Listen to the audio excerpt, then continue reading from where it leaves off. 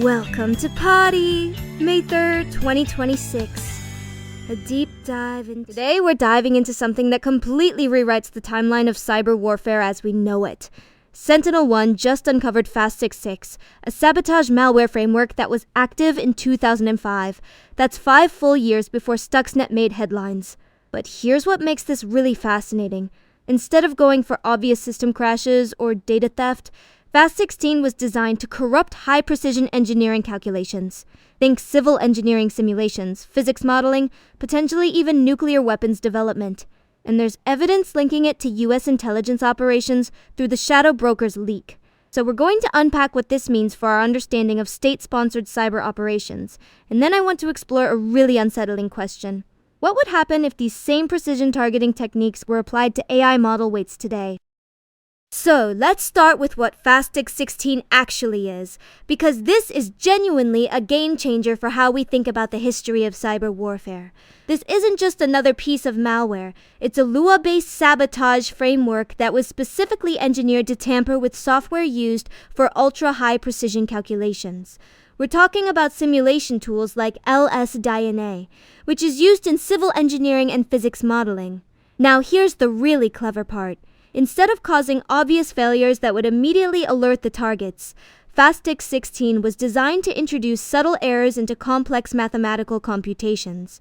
So you might run a simulation for a bridge design or a nuclear reactor component, and the calculations would appear to complete successfully, but the results would be slightly off. That's absolutely diabolical when you think about it. The connection to US intelligence operations is pretty compelling here. The malware's core component is a driver called Fast16 sys, and the string Fast16 showed up in the 2016 Shadow Broker's leak. That's when tools belonging to the Equation Group, which is widely believed to be linked to the NSA, were dumped online. So we're not just talking about some random cybercriminal group here. This appears to be state-sponsored, precision-engineered sabotage capability. And the fact that it was deployed in 2005 means that sophisticated precision targeting techniques existed years before we thought they did. My take is that this completely changes our understanding of when nation-state actors started developing these surgical strike capabilities against critical infrastructure calculations. Now, here's where it gets really interesting from a geopolitical perspective. Multiple sources are pointing out that Iran was thought to have used LS-DYNA software in its nuclear weapons program. So if you're looking at the timing, 2005 precision targeting of engineering simulation software that Iran was using for nuclear development, you start to see a pattern here.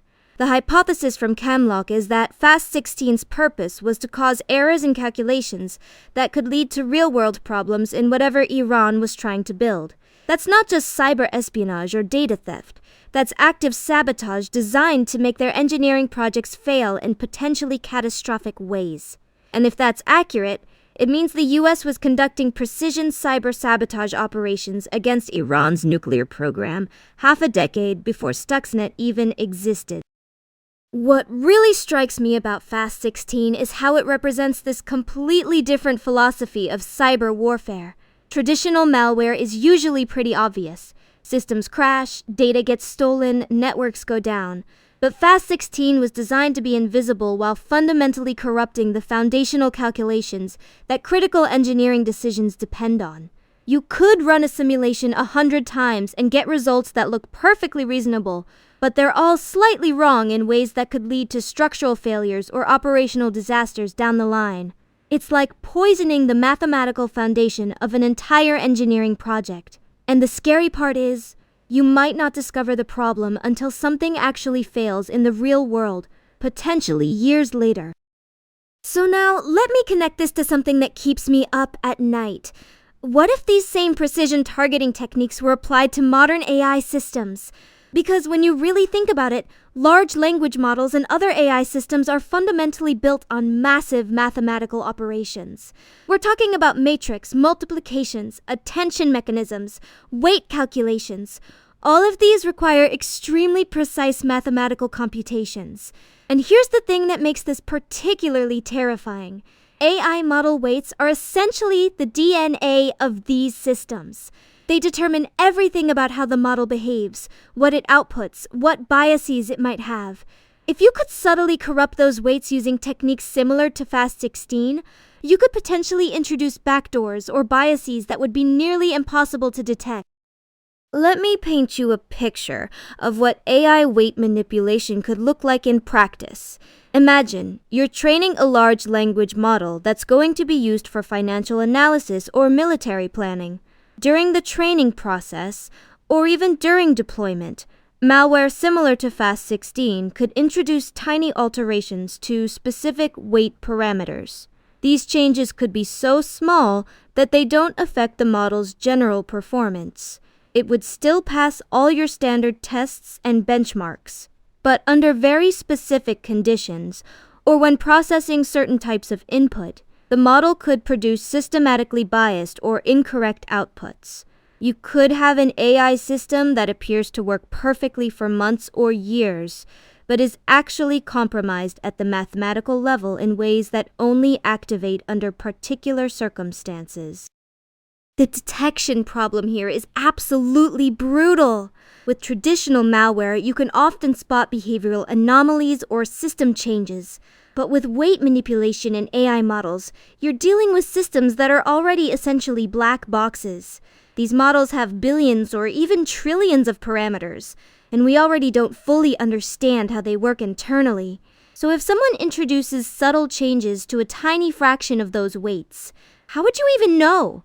Your model might still perform well on your test datasets, still generate coherent text, still pass your safety evaluations, but it could be fundamentally compromised in ways that only become apparent when it's deployed in critical systems, making real-world decisions. And here's what really concerns me about the timeline implications. Fast16 was deployed in 2005, but we're only learning about it now in 2024. That's a 19-year gap between deployment and public discovery. If we apply that same timeline to AI systems, it's entirely possible that similar weight manipulation techniques for neural networks already exist in classified offensive cyber capabilities, and we just don't know about it yet. We could be years behind in understanding what's actually possible in terms of AI model integrity attacks. Given how rapidly AI systems are being deployed in critical infrastructure, defense systems, and financial markets, that knowledge gap could represent a massive blind spot in our security posture. Now, let me be clear about something. This isn't science fiction speculation. The mathematical foundations are already there. We know that neural networks can be vulnerable to adversarial attacks on their inputs, and researchers have demonstrated that you can create backdoors in AI models during training. What Fast16 shows us is that nation-state actors have been thinking about precision mathematical sabotage for nearly 2 decades. The question isn't whether it's theoretically possible to apply these techniques to AI weights. It's whether someone is already doing it. And based on the pattern we're seeing with Fast16, my guess is that if it's possible, someone has probably already figured out how to do it. The supply chain implications here are staggering when you think about it. AI models aren't just trained once and deployed. They're often fine-tuned, updated, and modified throughout their life cycle. Each of those touchpoints represents a potential attack surface for weight manipulation. You could have a perfectly clean base model that gets compromised during fine-tuning or during a routine update, or even during the inference process if someone gains access to the deployment infrastructure. And unlike traditional software where you can verify checksums and signatures, AI model weights don't have the same kind of straightforward integrity verification mechanisms. How do you prove that your model weights haven't been subtly altered when the model still appears to work correctly? What's really wild about the Fast16 discovery is how it changes our threat modeling for AI systems. We've been focused on things like prompt injection, data poisoning, and model inversion attacks, all important threats, but they're relatively obvious and detectable. Weight manipulation represents something much more insidious. It's like the difference between someone breaking into your house and stealing your TV versus someone breaking in and very slightly adjusting your thermostat so that your heating bill gradually increases over time. The second attack is much harder to detect, but could be far more damaging in the long run. And when we're talking about AI systems that might be making decisions about everything from loan approvals to autonomous vehicle navigation, the stakes couldn't be higher. So, where does this leave us in terms of practical implications? First, I think we need to start taking AI model integrity much more seriously as a security concern. That means developing better techniques for verifying that model weights haven't been tampered with, creating more robust supply chain security for AI development and deployment, and probably rethinking how we approach AI safety testing. If your model could be compromised at the weight level in ways that don't show up in standard benchmarks, then your safety evaluations might be missing critical vulnerabilities. We might need to develop new types of adversarial testing specifically designed to detect weight level manipulation. The other thing that Fast16 teaches us is that we need to think about the long-term persistence of these attacks. This malware was active for potentially decades before being discovered, which suggests that similar techniques applied to AI systems could remain undetected for extremely long periods. That's particularly concerning when you consider how AI models are increasingly being used in critical infrastructure and national security applications. If someone compromises the weights of an AI system used in defense or financial markets, the effects could compound over years or even decades before anyone realizes what's happening. Looking ahead, based on what we're seeing with Fast16, I think one plausible trajectory is the emergence of what we might call neural sabotage techniques that specifically target AI model weights during training or deployment. These could create undetectable backdoors in critical AI systems used for defense, finance, or infrastructure management. And given the 5-year gap between Fast16's deployment and Stuxnet, plus the 19-year gap before public discovery, it's reasonable to expect that similar techniques for AI systems may already exist in classified offensive cyber capabilities. We could be looking at a situation where the current threat landscape for AI model integrity is years ahead of our public understanding. The Fast16 discovery is ultimately a wake-up call about how sophisticated and patient nation-state cyber operations can be. This wasn't a smash-and-grab operation. It was a precision instrument designed to corrupt the mathematical foundations of critical engineering work, potentially over years or decades. And if that level of sophistication and patience is being applied to AI systems today, we could be facing threats that we don't even know how to detect yet. The key takeaway here is that we need to start thinking about AI security not just in terms of obvious attacks, but in terms of subtle, long-term mathematical manipulation that could fundamentally compromise these systems in ways that might not become apparent until it's too late.